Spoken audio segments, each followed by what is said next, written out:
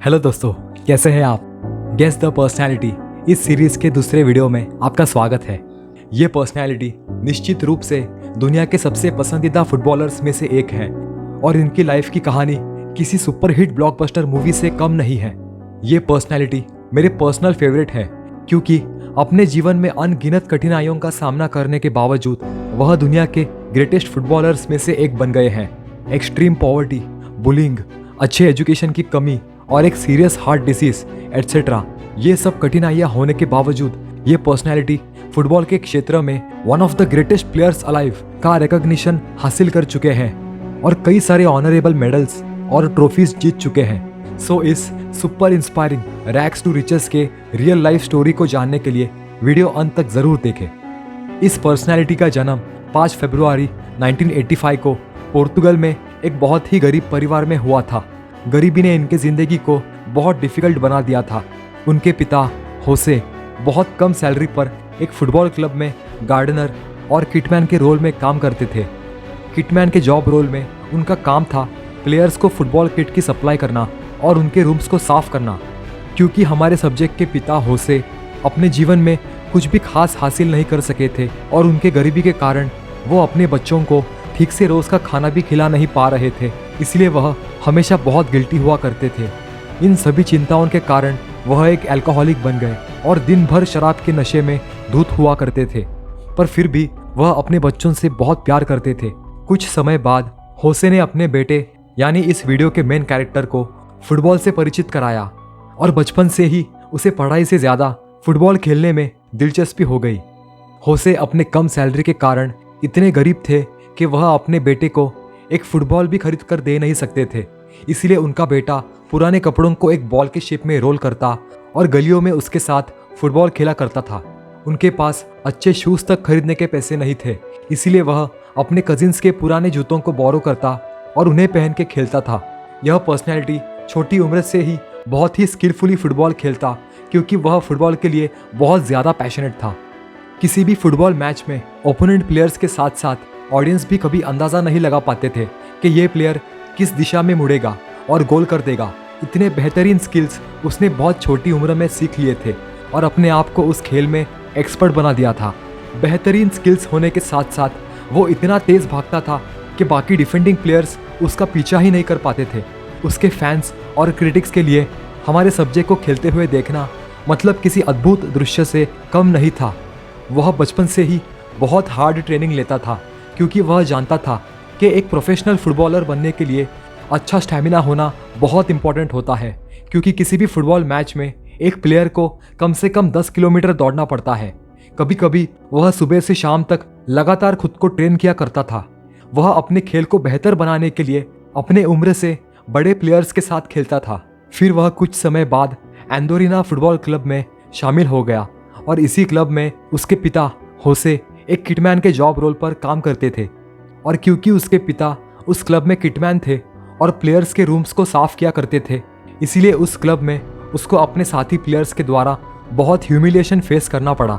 लेकिन हमारे सब्जेक्ट ने उन्हें बिना एक शब्द कहे हर बार उन्हें अपने गेम के द्वारा मुंह तोड़ जवाब दिया। वह इतना स्किलफुली खेलता था कि 10 साल की छोटी उम्र में ही वह अपने आसपास के लोकेलिटी में बहुत फेमस हो गया था। फिर 12 साल की उम्र में उन्होंने स्पोर्टिंग सीपी नाम से एक फुटबॉल क्लब को ज्वाइन करने के लिए अपना घर परिवार छोड़ दिया, जहां वे फुटबॉल खेलने के साथ साथ पढ़ाई भी किया करता था।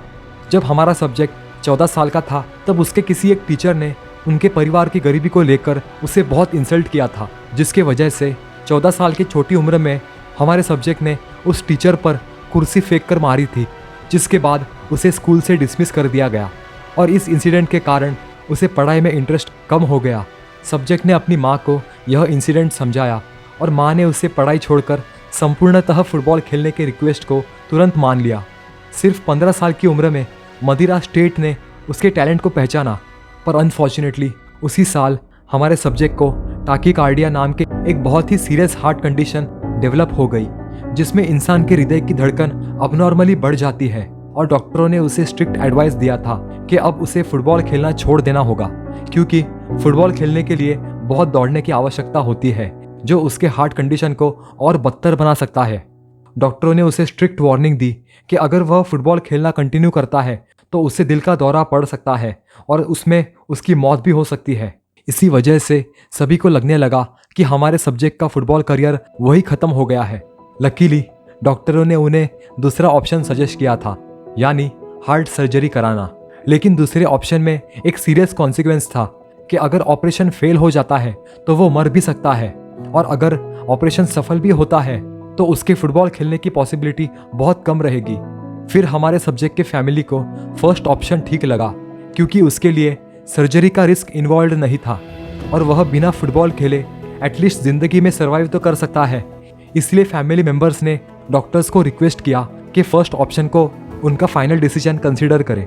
पर हमारे सब्जेक्ट को अपनी जान से बढ़कर फुटबॉल खेलना ज़्यादा इम्पोर्टेंट लगता था, इसलिए इतनी छोटी उम्र में उसने अपने जीवन का सबसे बड़ा रिस्क उठाने का फैसला किया, और वो था सर्जरी कराना, ताकि वो फुटबॉल खेलने के खुद के और अपने पिता के सपने को साकार कर सके, जबकि सर्जरी के बाद उसके खेलने के चांसेस बहुत कम थे।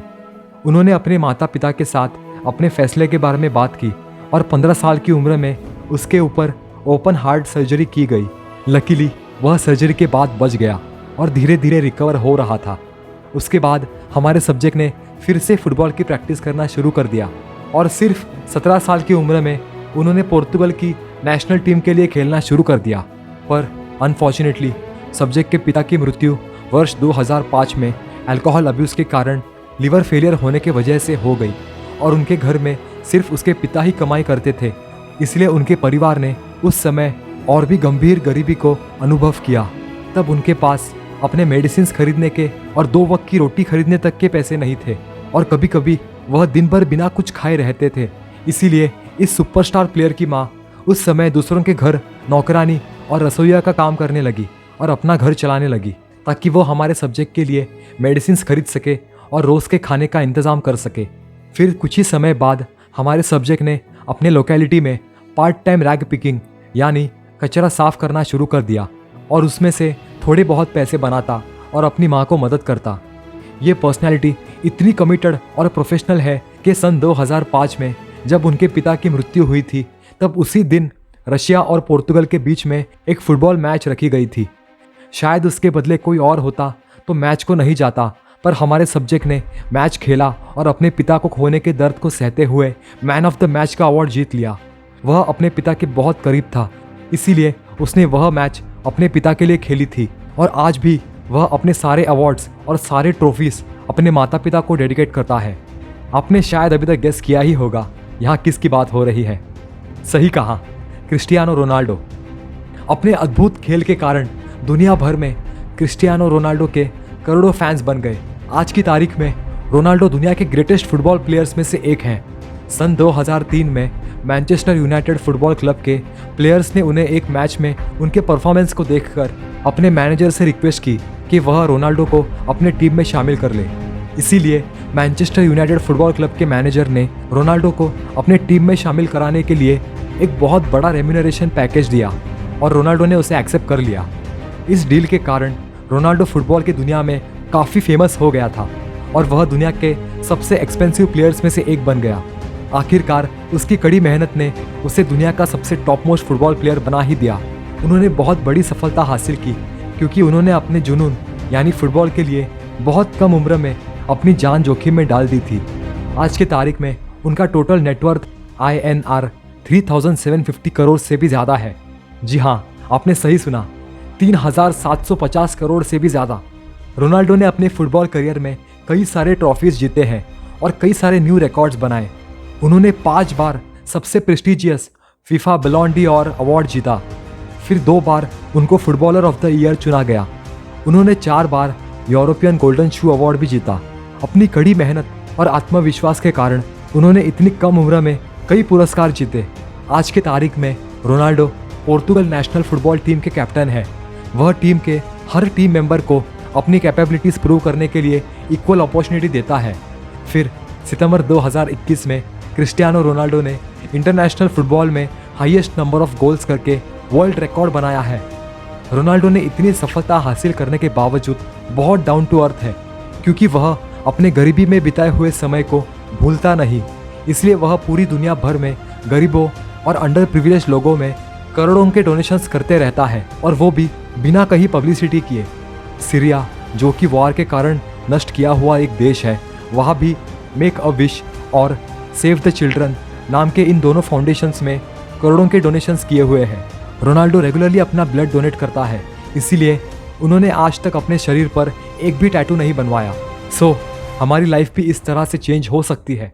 अगर क्रिस्टियानो रोनाल्डो जैसा इंसान, जिसके परिवार को एक समय पर बिना कुछ खाए दिन निकालना पड़ता था, और आज के समय में जहां उन्होंने खुद के दम पर 3,700 करोड़ से भी ज़्यादा रेवेन्यू जनरेट करके number 1 self made richest football player बन गया, अगर वो अपने सपने साकार कर सकता है तो हम क्यों नहीं। उन्होंने कुछ इंटरव्यूज़ में भी एक्सप्रेस किया है कि यदि वो अपने बचपन में इतना कठिन समय और चैलेंजिंग सिचुएशंस नहीं देखता तो शायद इस मुकाम तक नहीं पहुंचता। अनगिनत स्ट्रगल्स और दुख से भरे दिनों ने ही उनके पैशन को इस तरह से बढ़ाया कि आज की तारीख में उन्होंने खुद के दम पर इतनी सफलता को हासिल किया। इसीलिए डिप्रेस्ड और होपलेस फील करना छोड़ दे, नेगेटिविटी पूरी तरह छोड़ दे और अपने एक्शंस को बदल कर अपनी ज़िंदगी को एक नई ऊंचाई पर ले जाने का प्रयास करे। वॉरियर्स के जैसे बिना डरे ऑब्स्टेकल्स और फेलियर्स का सामना करने के लिए रेडी रहे, उसमें से ही आपको सक्सेस मिलेगा। खुद पर अटूट भरोसा रखते हुए अपने सपनों को साकार करने के लिए सिंसियरली मेहनत ले। हार्ड वर्क के साथ साथ स्मार्ट वर्क भी करे। आपके सपने ज़रूर साकार होंगे। क्या पता, शायद ऐसा हो जाए कि आपकी ज़िंदगी की कहानी ऐसे किसी प्लेटफॉर्म पर दुनिया को बताई जाए। अगर इस वीडियो से आपको थोड़ा भी इंस्पिरेशन मिला हो तो ज़रूर इस वीडियो को लाइक करें, और ऐसे ही इंस्पायरिंग पर्सनैलिटीज़ के रियल लाइफ स्टोरीज़ को जानने के लिए हमारे चैनल को सब्सक्राइब ज़रूर करें। Thank you.